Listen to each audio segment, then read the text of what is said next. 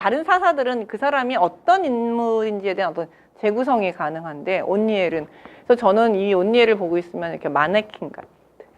딱 틀만 형성해주고 어떤 옷이나 색깔을 입지 않은 그런 사사라고 얘기해서 이런 걸 뭐라고 하는데, 다른 말로는 전형적 사사라는 표현을 쓰는데, 그 전형적 사사라는 표현은 그냥 틀을 만들었을 뿐이지 어떤 특징을 가지고 있지는 않다라는 뜻으로 이제 사용을 하고 있어요.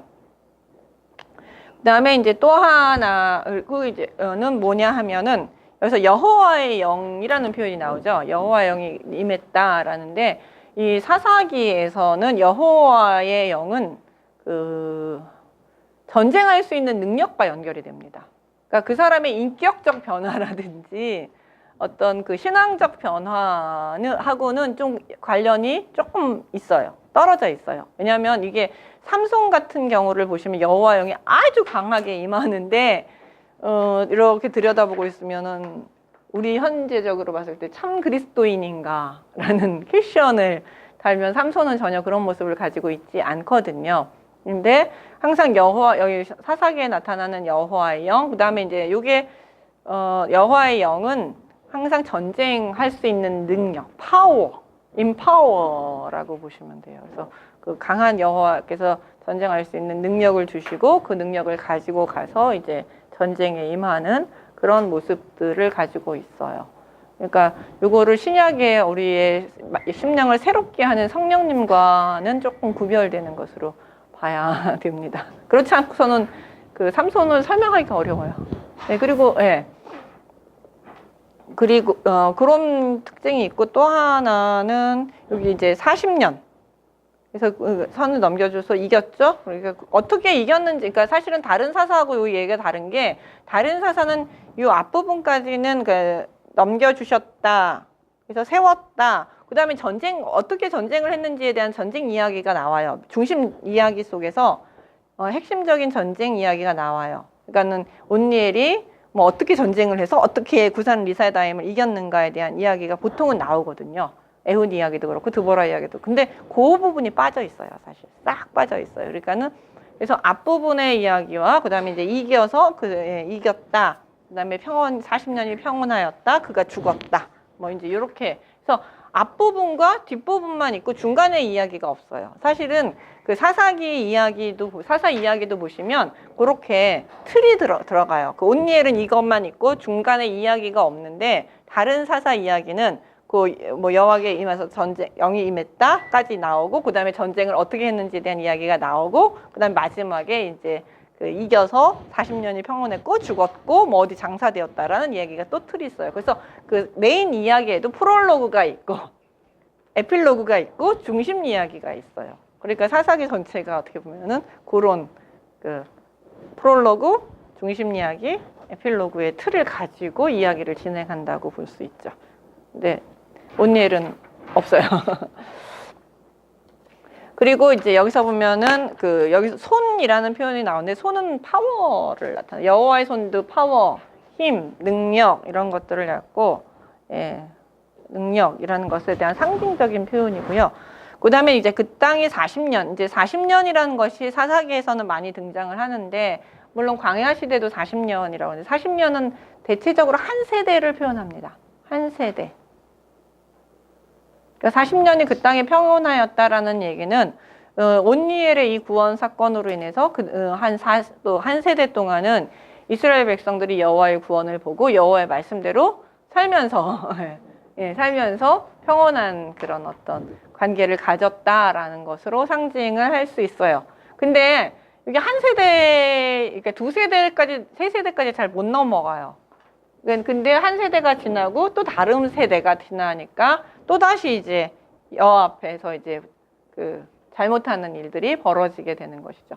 이게 어디서 나오냐면 이 앞에도 보면은 여호수아가 살았을 적에는 여호와 앞에서 잘 섬겼다가 여호수아와 그 장로들이 다 죽은 다음부터 이스라엘 백성들이 여호와께서 하신 일을 잊게 되고 모르게 되고, 그래서 여호와를 떠나고 이제 이렇게 얘기를 하거든요. 그것과 이제 동일한 패턴으로 40년 동안은 이제 잘 지냈지만, 그러고 나서 또다시 여호와 앞에 복전의 악을 행하면서 에훗이 이제 등장을 하게 됩니다. 그래서 이제 3장 12절부터는 에훗 이야기로 이제 이야기가 넘어가죠.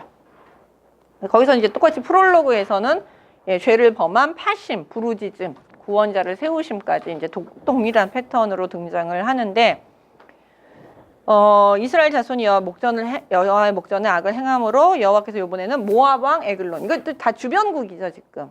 아까는 그 1, 2장에서는 이제 그 가나안 땅의 사람들과 싸웠다면 계속 이 애굽도 그렇고 온니엘도 그렇고 에훗도 그렇고 이번엔 모압하고 이제 전쟁을 하게 됩니다.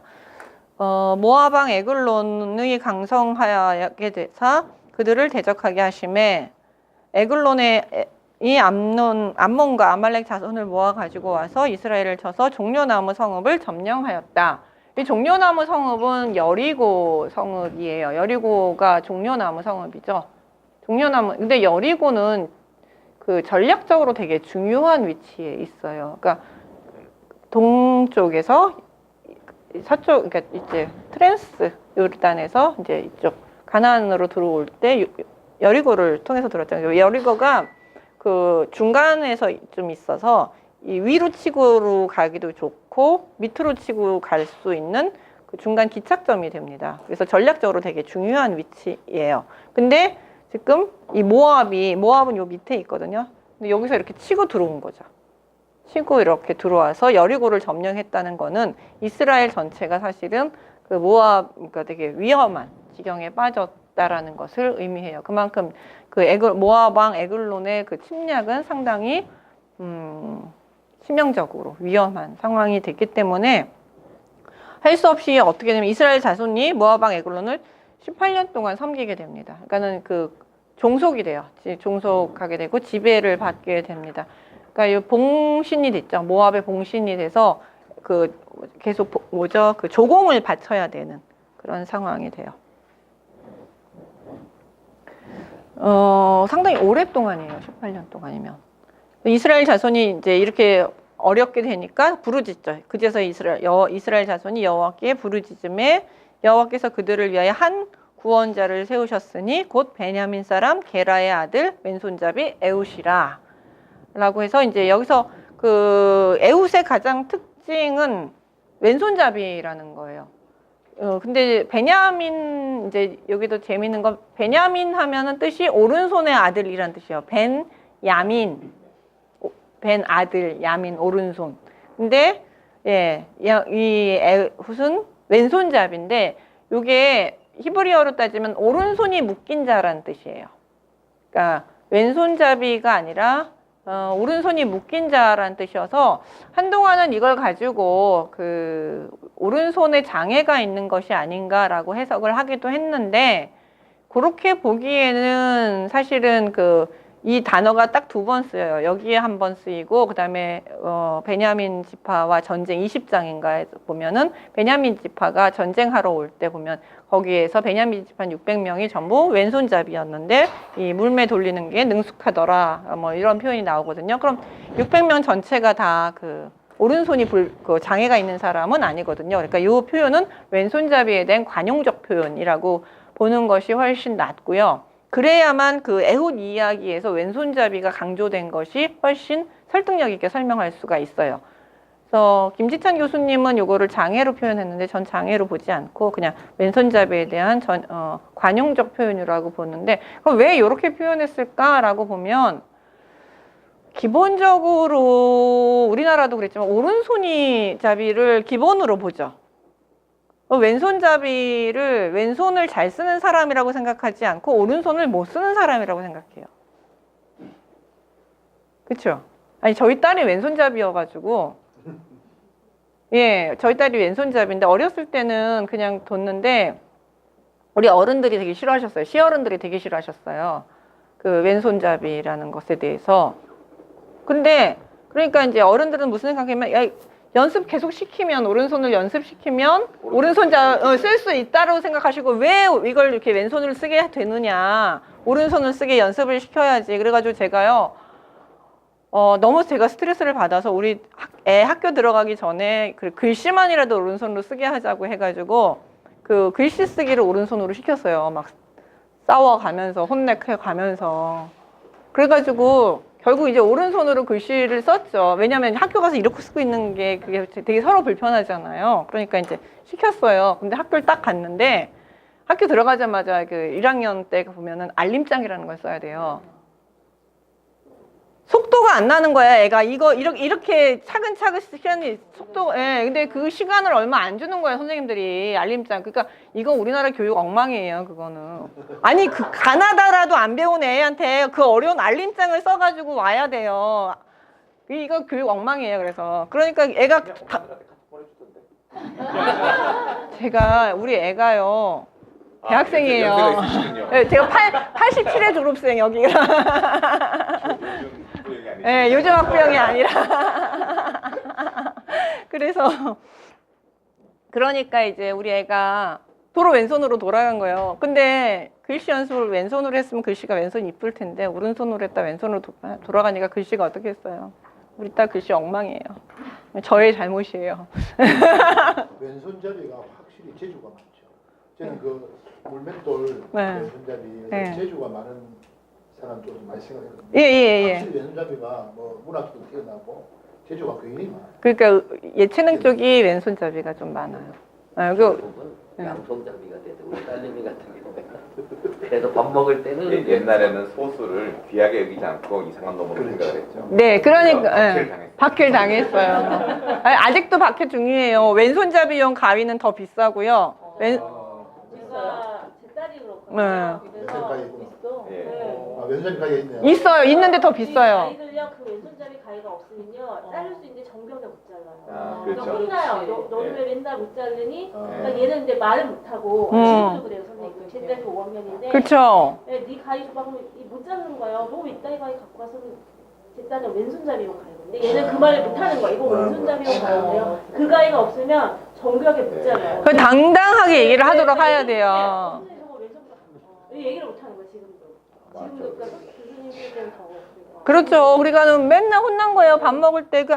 나중에는 어른들이 계속 말씀하시니까 가기가 싫은 거예요. 우리 딸이 가가지고 맨날 구박덩이잖아요. 밥 한 번 먹으려면은 이 왼손, 오른손 이게 뭐예요? 밥 한 번 먹는데. 근데 우리 딸, 그러니까 아이들마다 하나님의 창조 섭리를 거스른다고 얘기를 해줘야겠네. 하나님의 작품인데. 그렇죠. 감히 누가 예, 그러니까 언제든지 한번 설교를 해주세요. 하나님이 네. 만드셨는데 감히 갑자기 이거 다 유튜브로 나가는 거네 진짜. 아 조심해야겠다.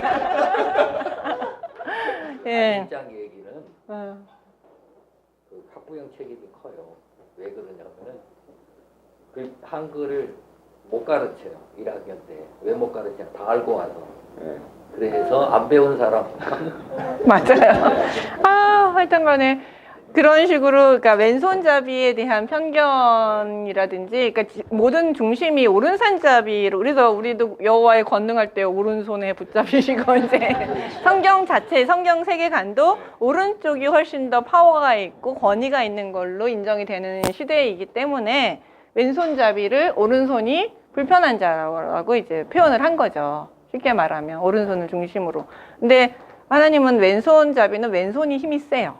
오른손잡이는 오른손이 힘이 세요. 이건 선천적으로. 그러다 보니까 우리는 왼손이 약한 자예요. 그러니까 뒤집어 말하면 우리는 왼손이 약한 자. 네, 오른손잡이.